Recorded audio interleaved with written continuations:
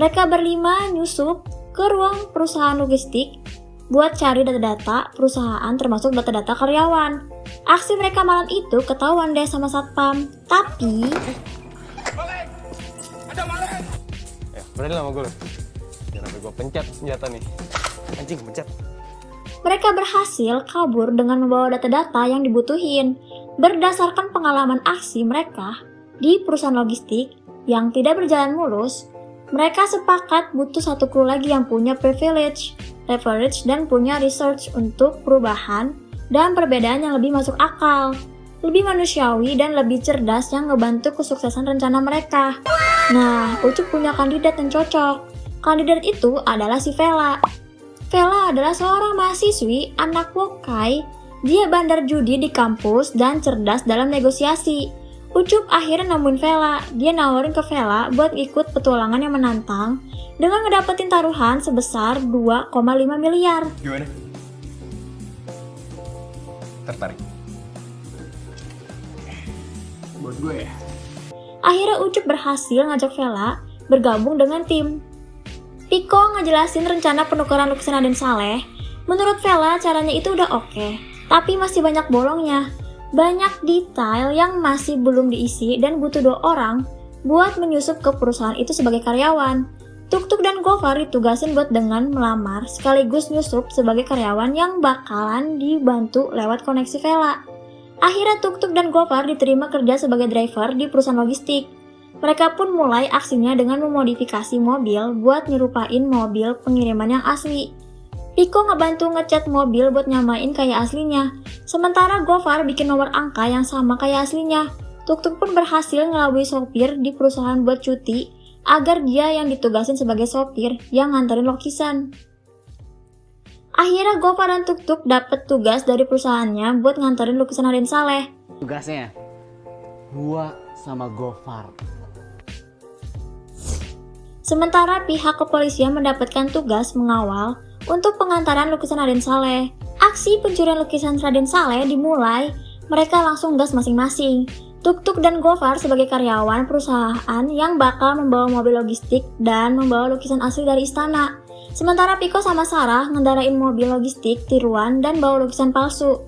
Vela ngendarain mobil sedan sebagai umpan, sementara Ucup yang mengontrol pergerakan CCTV sekaligus memimpin misi ini. Aksi diawali Vela berpura-pura mobilnya mogok yang menimbulkan macet panjang di terowongan.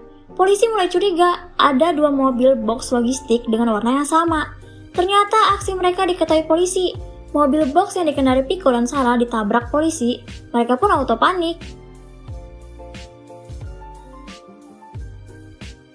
Akhirnya Piko dan Sarah keluar dari mobil itu dan berusaha kabur dari kejaran polisi. Sementara Ucup lari nyamperin Vela dan mereka berdua juga kabur mengamankan diri. Begitu juga Gofar berhasil kabur dalam kejadian itu. Cuma Tuk-Tuk yang gak selamat ketangkep dalam mobil. Vela dan Ucup berhasil ngumpet di tempat yang aman. Vela curiga di data Permadi tidak ada informasi soal pengawalan. Ia menggunakan mobil sipil. Sementara si Sarah marah sama si Piko karena dia ditinggal gitu aja dalam kejadian itu. Sedangkan Gofar marah sama Piko yang udah ngajak buat ngejalanin misi ini sehingga bikin Tuk-Tuk ditangkap polisi. Di kantor polisi, Tuk-Tuk diinterogasi, tapi Tuk-Tuk diem aja ngejawab pertanyaan polisi. 2 orang yang kabur dari truk itu siapa? Yang bikin kagetnya lagi, identitas Ucup udah ketebak sama polisi. Polisi yakin pencurian ini nggak dilakukan sembarangan orang, bukan sekedar mencuri, tapi bahkan menukar lukisan. Pihak kepolisian dapat informasi Galeri Nasional menagih soal lukisan Raden Saleh. Penyelidikan minta dipercepat supaya pembukaan pameran gak ketunda, sesuai arahan langsung dari istana. Polisi bingung ngebedain antara lukisan Raden Saleh yang asli sama palsu. Apalagi lukisan itu berasal dari kedua truk yang identik. Galeri Nasional ngasih saran buat ngelibatin kurator istana. Akhirnya polisi ngirim surat ke istana untuk mengecek sendiri lukisan itu. Keesokan harinya, Dini sebagai kurator istana datang mengecek keaslian lukisan. Dan lukisan yang asli dia kasih label agar bisa dibawa ke Galeri Nasional. Sedangkan lukisan yang palsu dibawa Dini dengan alasan ada prosedur khusus buat melenyapkan lukisan palsu. Piko pun sedih, balik lagi ngebesuk ayahnya di penjara, tapi dia diam aja dan gak mau cerita. Orang yang paling tegas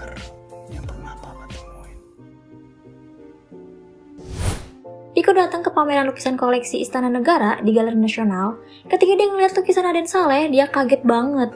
Ternyata lukisan yang dipajang itu adalah lukisan Raden Saleh palsu yang dibuat oleh Piko. Sementara lukisan Raden Saleh yang asli dibawa sama Dini ke Permadi. Ternyata Dini demi keuntungan materi telah berkomplot sama Permadi. Akhirnya Piko, Ucup, Vela, dan Gofar kumpul lagi. Piko bilang lukisan yang dipamerkan di Galeri Nasional bukan lukisan Raden Saleh asli. Itu punya gua. Itu lukisan yang dibuat sama Piko. Ternyata mereka selama ini dijadiin umpan Permadi mereka. Pun kaget, apalagi Tuk-Tuk masih di penjara. Gofar khawatir banget sama keselamatan adiknya yang ditangkap polisi. Di sisi lain, Permadi datang ke penjara Budiman. Dia memuji rencana Budiman yang begitu sempurna, bayaran untuk Budiman sebesar 2 miliar rupiah untuk ditransfer ke Poltak sebagai pengacara. Dan dia minta ke Poltak buat ngebuka lagi kasusnya. Tapi Permadi nggak dapatin janjinya untuk ngerusahain hakim di Mahkamah Agung. Karena tanpa intervensi dari hakim, dia nggak akan memenangkan kasasi. Budiman kesel sama Permadi karena ingkar janji. Dia bisa buka mulut terkait lukisan Raden Saleh itu kalau dia mau. Permadi ngancam apabila Budiman buka mulut, Piko juga bisa dijebloskan ke dalam penjara. Sementara Piko sama teman-temannya masih membahas rencana dan strategi untuk membebaskan Tuk-Tuk. Tapi di tengah pembicaraan mereka, Tuk-Tuk datang. Ternyata Tuk-Tuk udah dibebasin sama polisi. Mereka semua marah ke Permadi yang udah menjebaknya. Permadi ngelakuin itu semua karena dikira mereka dianggap bocah ingusan. Mereka kekeh buat melawan, karena mereka juga bisa melawan. Sementara Budiman dibantu sama sang pengacara Poltak berhasil kabur dari penjara. Sedangkan Ucup berhasil ngedapetin titik kelemahan Permadi, yaitu si Rama, yang merupakan putra mahkota Permadi. Tahun lalu Permadi mundur sebagai presiden karena kasus suap yang melibatkan Rama terekspos media. Demi beritanya nggak tersebar, Permadi terpaksa ngorbanin jabatannya. Sarah pun dikasih tugas buat ngedeketin Rama. Kok gue sih? Iya. 2 minggu lagi Permadi ulang tahun, dan dia selalu ngadain party gede-gedean. Sarah berhasil ngedeketin Rama ketika di kafe dan dia kenalan sama si Rama. Bahkan, Rama ngajak Sarah dinner. Ucup yakin lukisannya nggak akan dipajang di tempat terbuka. Harus ada yang menyusup ke rumah Permadi sebelum hari H buat bisa masuk ke sistem pengamanannya dan buat ngebaca lokasi lukisan itu. Ucup dan Piko yang ngedapetin tugas ini, sedangkan Vela menemui mamanya di kantor. Vela bikin rencana pengen punya bisnis yang dia jalanin sambil kuliah. Bisnis itu adalah I.O. Akhirnya perusahaan I.O. yang menangani ulang tahun Permadi berhasil dibeli oleh Vela. Vela berhasil ngedapatin semua bekas acara ulang tahun Permadi, mulai dari jadwal acara dekorasi sampai catering atas rekomendasi Vela. Akhirnya Ucup dan Piko bekerja di perusahaan tersebut, sementara Vela yang pegang kendali operasionalnya. Gofar dan Tuk-Tuk modifikasi kota sound system, biar alat itu menimbulkan asap IOS dengan menggunakan remote control. Nah, Ucup yang bakalan ngontrol server sistem keamanan supaya bisa menguasai CCTV di rumah Permadi. Acara hari ulang tahun Permadi yang ditunggu pun tiba. Mereka mulai beraksi sesuai tugas masing-masing. Sarah berpakaian gaun mewah, berpura-pura menjadi pasang Rama, sementara Ucup yang bertugas sebagai karyawan I.O. berusaha mengontrol sistem keamanan CCTV rumah Permadi. Ucup dan Piko berusaha mencari lokasi lukisan Raden Saleh ditempatin. Sementara Gofar dan Tuk-Tuk bertugas di sound system alat untuk menimbulkan asap chaos dengan menggunakan remote control. Sebagai koordinator acara bertugas mengalihkan perhatian petugas, keamanan, dan memimpin misi malam itu. Setelah mereka tahu lokasi lukisan Raden Saleh berada di ruang pavilion, Ucup dan Piko datang ke ruangan itu. Akhirnya mereka menemukan lukisan Raden Saleh. Gofar ngasih aba-aba, 10 menit sebelum chaos bom asap udah di tempat dan siap difungsikan. Tapi tiba-tiba remote control itu nggak berfungsi karena bom asapnya nggak ada berfungsi.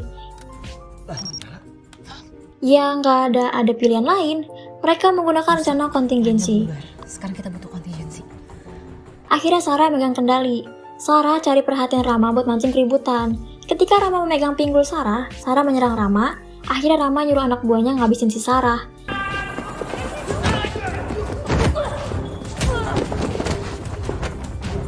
Sedangkan Gofar berusaha secara manual kembali membuat bom asap berfungsi sehingga alarm rumah Permadi berbunyi dan membuat suasana makin chaos. Ucup dan Piko berhasil membawa lukisan Raden Saleh dan dimasukkan ke dalam mobil sekaligus kabur meninggalkan rumah Permadi. Di dalam mobil, Piko dan Ucup berteriak senang karena telah berhasil membawa lukisan Raden Saleh. Tapi tiba-tiba ada satu mobil menabrak mobil mereka. Dari dalam mobil itu keluar pria menggunakan masker topeng menyerang Piko dan Ucup.